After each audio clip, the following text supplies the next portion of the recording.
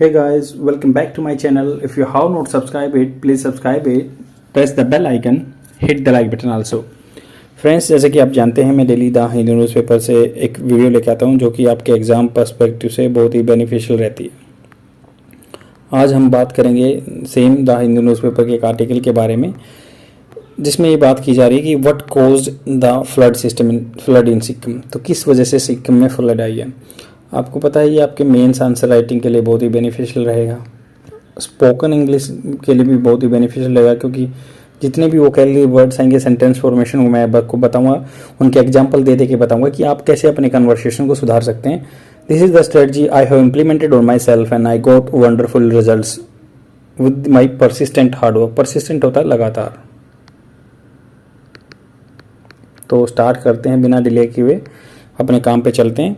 ये कहते हैं कि व्हाट कॉज द फ्लड इन सिक्किम, सिक्किम में फ्लड क्यों आई। तो इससे पहले कुछ लोकेशन जान लो ताकि आप पढ़ेंगे तो इजी रहेगा। लोनाक लेक है यहाँ पे इस एरिया में, ये सिक्किम का एरिया है जो कि देखो इस पोर्शन को दिखाता है, सिक्किम का यहाँ पे है। तो इसमें तीस्ता रिवर के बारे में बात करेंगे हम। एक है छुंगथांग डैम, ये यहाँ पे है जिसके लिए तीस्ता हाइड्रो पावर प्रोजेक्ट के लिए पानी आता है। यहाँ पे army personnel missing from the Bardang यहाँ इस एरिया में हो गए। तो यहाँ पे तीस्ता वाटर है, ये है और ये तो याद रखेंगे आप।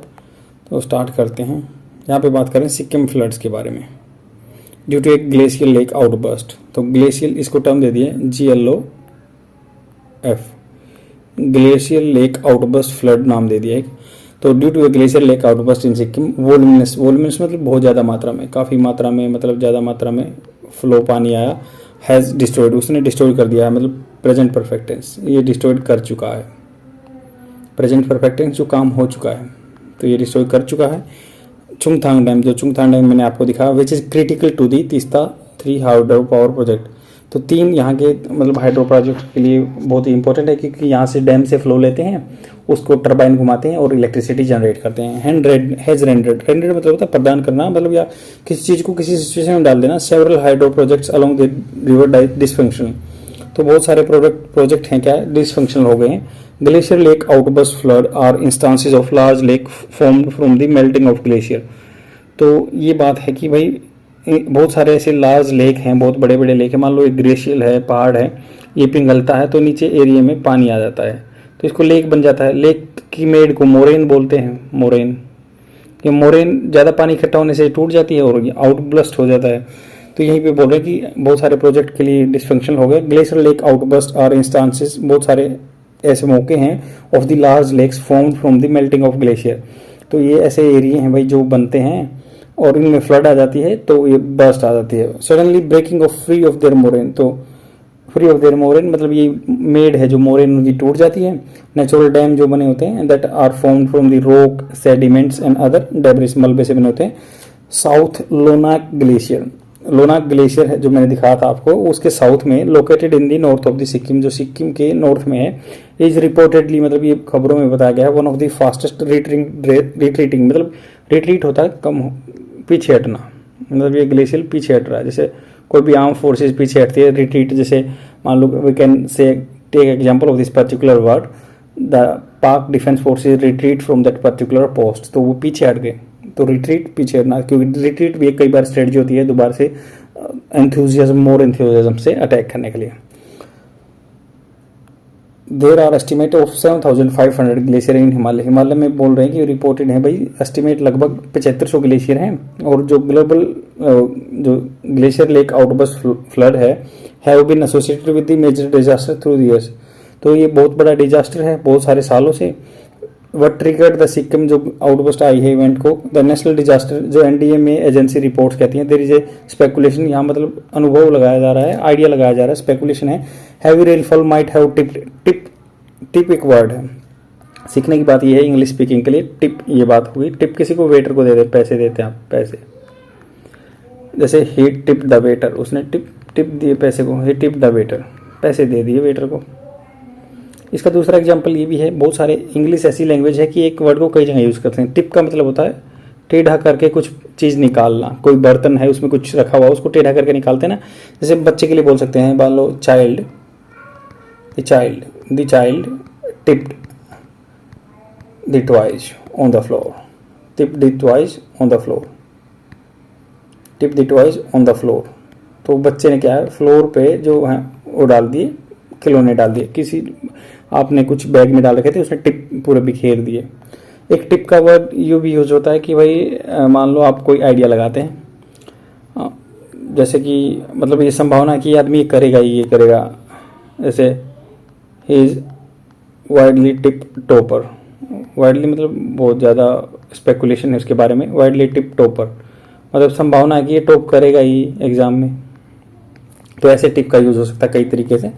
तो यहाँ पे है कि माइट हैव टिप, मतलब इसको बढ़ा है the moraine of to collapse, moraine वही मेड जो होती है लेक के चारों तरफ, वो कोलैप्स हो गई एंड ट्रिगर द फ्लड, उसने ट्रिगर कर दिया, ट्रिगर मतलब उकसाना फ्लड को। But meteorological records do not reveal any evidence of such heavy rain, meteorological records कोई भी नहीं बताता कि ऐसे हैवी रेन हुई है वहाँ पे, जो उस एरिया में हम बात कर रहे हैं, जो वहाँ पे कोई ऐसी हैवी रेन नहीं हुई। जो नॉर्थ है इसके, सिक्किम के नॉर्थ में एक ग्लेशियर है, वहाँ पे कोई ऐसी बारिश हुई है, ऐसे कुछ एस्टिमेट नहीं है।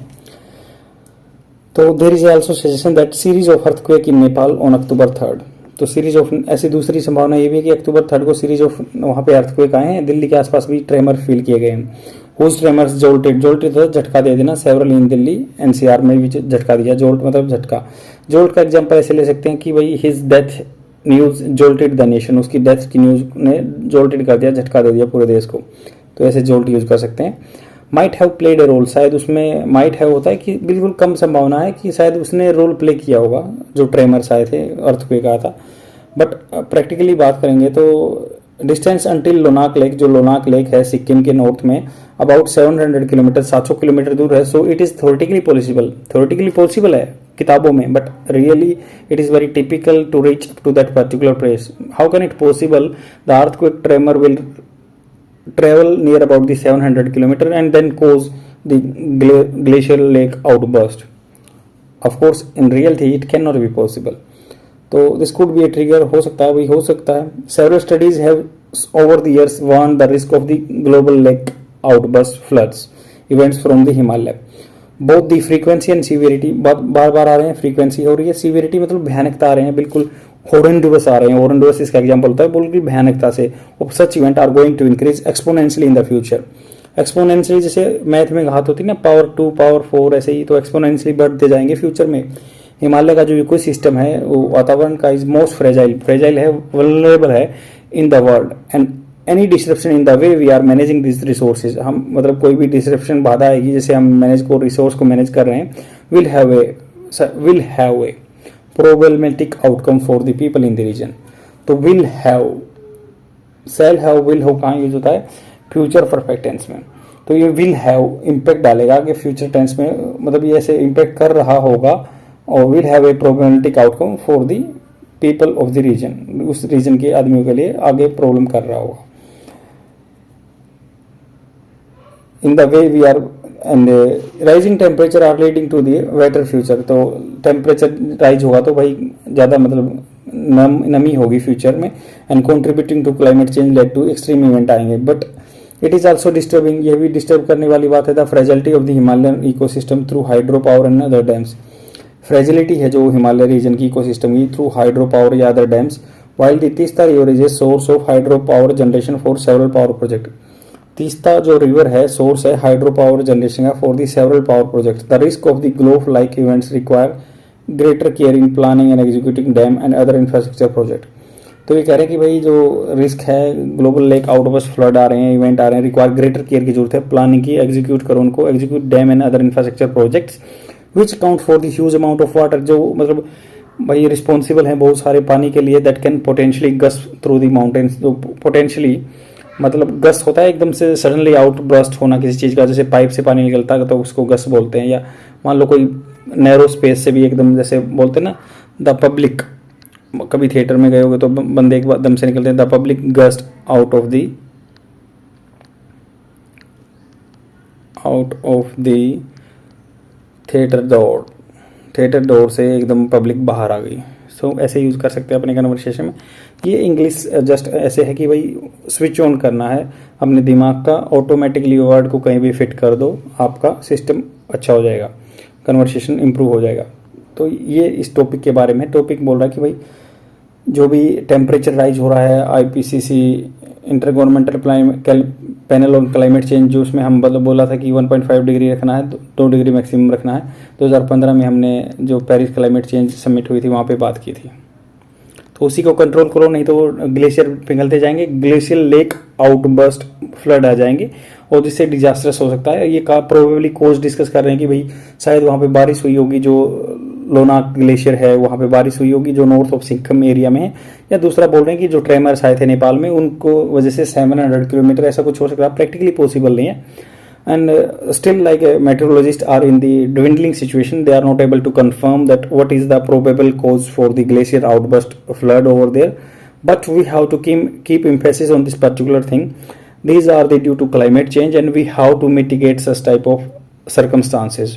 Of course it is not impossible within the minimal time we can curb such type of activity, but we have to give emphasis on the policy making where that huge amount of or concern of the huge amount of water over there. That is for today. I will come tomorrow with new ideas by which means we can improve our way of speaking, and definitely it would be helpful or beneficial for your competitive exam. Thank you very much. Bye. Share जरूर कर देना अपने friend में. Thank you.